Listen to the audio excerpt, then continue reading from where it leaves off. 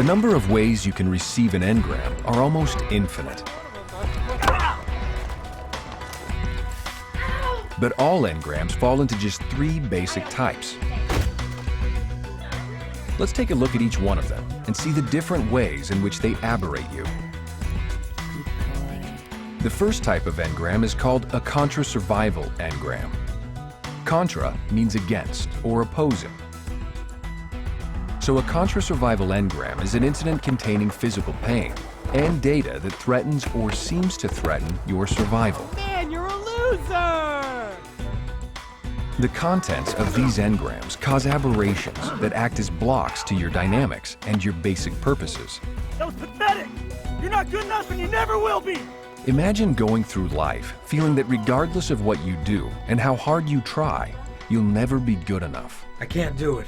I can't. I'm gonna tell him no. I'm not gonna take the promotion. What are you talking about? This is what you've been working for. No! Why?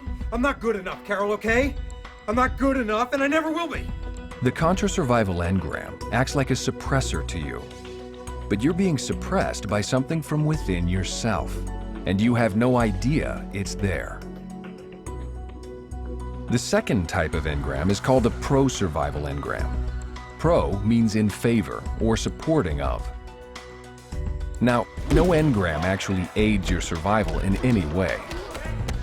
But the data in a pro-survival engram seems to help you survive. You can't relax. You gotta push yourself. You gotta push, push, push, and never let up for a second. Because the commands in such an engram seem to be aligned with your basic purpose to survive, a pro-survival engram acts as though it's part of your dynamic thrust. But it's an aberrated part that actually harms your survival. These engrams waste your life force by forcing you to obey irrational commands that your reactive mind thinks are necessary for your survival. I got it!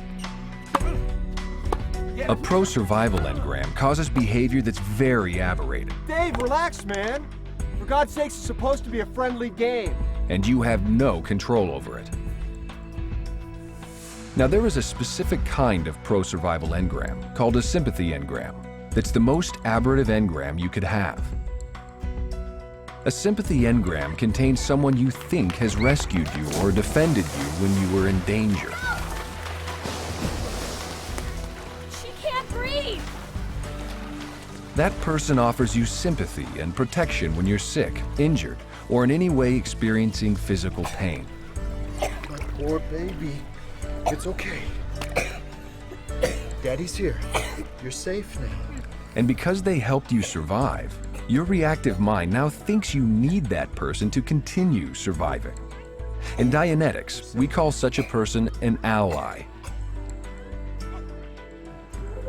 The nanny who sympathetically fussed over you when you were hurt.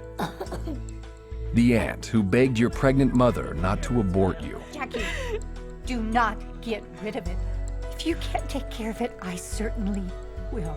Or the parent who saved you from a beating. I tell you to do something, you had What better... do you think you're doing? To your reactive mind, these are your allies. It's all right, baby. Mama will never let him hurt you ever again, okay? And you can't survive without them. Let's take a look at a sympathy pro-survival engram in detail, so you can see how devastating these engrams can be. You're still sick? Take a common childhood engram in which you're extremely ill. Cover your mouth and you cough. Now, your mother is typically not very kind to you. No, just play with your truck. Oh, Mother, finally you're here. My poor little boy. So your grandmother comes to your rescue to take care of you. It's okay, Grandma's here. While you're feverish, she gives you a lot of sympathy and promises she'll stay with you as long as you're sick. I'll stay right here with you as long as you're sick. Your reactive mind now considers Grandma an ally. Her purpose to keep you alive aligns with your basic purpose to survive. So Grandma is now identified with survival. So now you need Grandma to survive. How would you like a yummy peanut butter and jelly sandwich? Does that sound good? And since Grandma equals survival, everything she says and does, especially in this engram, is right and also equals survival. Don't worry, darling. because Grandma loves you. And she... What's worse, anyone in the future who somehow reminds you of Grandma will also equal survival. Well, of course, if she has that. The reactive mind is pretty stupid that way. So when you grow up, you marry a woman who has the same accent or mannerisms as your grandmother, without knowing why. Darling, please. I am on the phone. Your reactive mind can't tell the difference between your wife and your grandmother. Don't worry, darling. So it thinks your wife is your ally. And allies are sympathetic and take care of you. That's how you survive. But your wife is not your grandmother. And she's not a sympathetic person. What? Nothing. I just want to be with my sweet wife. Well, we're talking, so why don't you go talk to the guys? Anyway. Now, you need her sympathy to survive. What did you do to get Grandma's sympathy? You were sick. And what did Grandma say in that engram? I'll stay right here with you as long as you're sick. So this is your reactive mind's computation. Grandma was nice to me and took care of me when I was sick. I need my wife to be nice to me. Therefore, I must be sick. This is called an ally computation. An ally computation says that you can only be safe around certain people, and you can only be around those people if you're sick or crazy or poor or generally disabled. So your reactive mind turns on the same somatics that were recorded in that engram, and you become psychosomatically sick. Honey, can you feel my forehead? I think I'm coming down with something. It's hot outside. You're probably just hot. No, look, go get something to drink. Did I miss anything? But your wife doesn't respond like a sympathetic ally. So the computation gets stronger, and your psychosomatic illness gets stronger, all in an effort to make her be your ally.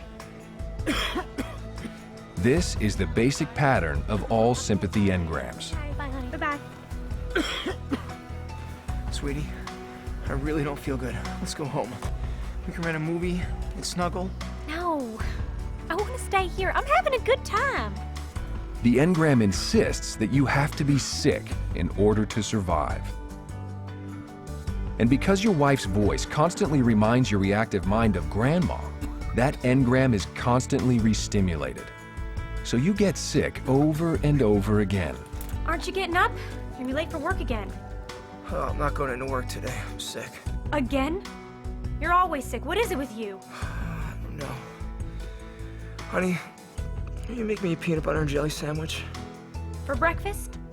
No. Get up and go to work. You're acting like a big baby. This is how a psychosomatic illness becomes chronic. Chronic means it's either long-lasting or it happens continually. Any chronic psychosomatic illness can be traced back to one of these sympathy pro-survival engrams. Let's return to the little girl who fell in a pool. She can't breathe! Her dad came to her rescue and gave her sympathy, so he's her ally.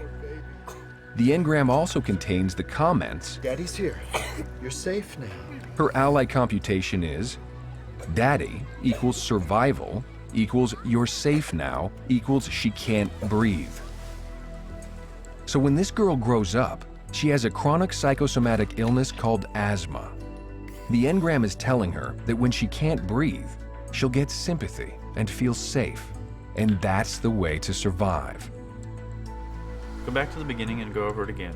Now, the reactive mind is so certain that these ally computations are necessary to the survival of the pre-clear that it will not let them go. I can't really feel it. I just feel like... Therefore, these engrams will be the hardest ones to reach and the ones that cause the most resistance to therapy. And yet these are the engrams you need to find and handle as soon as possible. But there is a way to locate them, as you'll see in a moment. And that brings us to the third type of engram, the painful emotion engram. These are caused by the shock of great loss or the threat of loss, such as the death or departure of a loved one. The shock reduces your analytical power and an engram is received. It's too late. She didn't make it. The grandma's gone. So sorry. And while any loss is painful, if it is the loss of an ally, it will seem to you as if you yourself have suffered some portion of death. That's because your reactive mind has so identified you with your ally that whatever happens to your ally is considered to be happening to you. And as you've seen, this emotion of loss locks up your life force. So when an ally dies, departs, or turns against you, so much life force gets trapped in that engram that you simply don't feel as alive as you did before. Now, for a pre-clear to improve, as much life force as possible must be restored to him as quickly as possible. This weakens his reactive mind and raises his emotional tone level. Let's go to the moment you learned about your grandmother's death. Okay, I'm there. Good. Begin at the beginning and recount it. Well, I pull up to the house and I'm panicking. There's an ambulance in the driveway. And I rush over to my dad. He comes out the front door. So running out the painful emotion from the death or departure of an ally will restore much life force back into the pre-clear, since these are the engrams which contain the greatest discharge. My dad says it's just too late. She didn't make it. She didn't make it. Your grandma's gone. Your grandma's gone. Now, if the incident doesn't ease after several recountings, slide back down its sorrow track, just as you would with any other engram, and find earlier and earlier incidents on the chain. That's it. I don't have anything new. Okay, that's fine. Is there an earlier incident like this? And here we have the way in which you find those hidden ally computations. The reactive mind hides those engrams well, since they're so identified with your deepest purpose to survive. Yeah. Good. Begin at the beginning and recount it. I'm 7. I'm sick. I'm really, really sick. But running out the loss of an ally can lead you back down through that ally's chain of incidents to the earliest engram on the chain. And she says Grandma's here. The moment when the ally first became an ally. I'll stay right here with you as long as you're sick. Reducing that sympathy engram will restore a great deal of life force back to the pre-clear and release him from all the aberration and chronic psychosomatic illnesses that engram has created. Ally computations are the first engrams an auditor should try to get if he can. And he can find them by running out the sorrow caused by the death or departure of an ally. I feel like I've released everything. These are the different types of engrams. Once you're freed from these destructive incidents, you can live your life the way you choose, with sanity, good health, vitality, and an enthusiasm for all that life has to offer.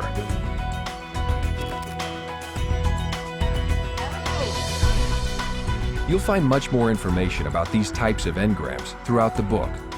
The chapter, Some Types of Engrams, gives 2 detailed examples of each to help you clearly understand their differences.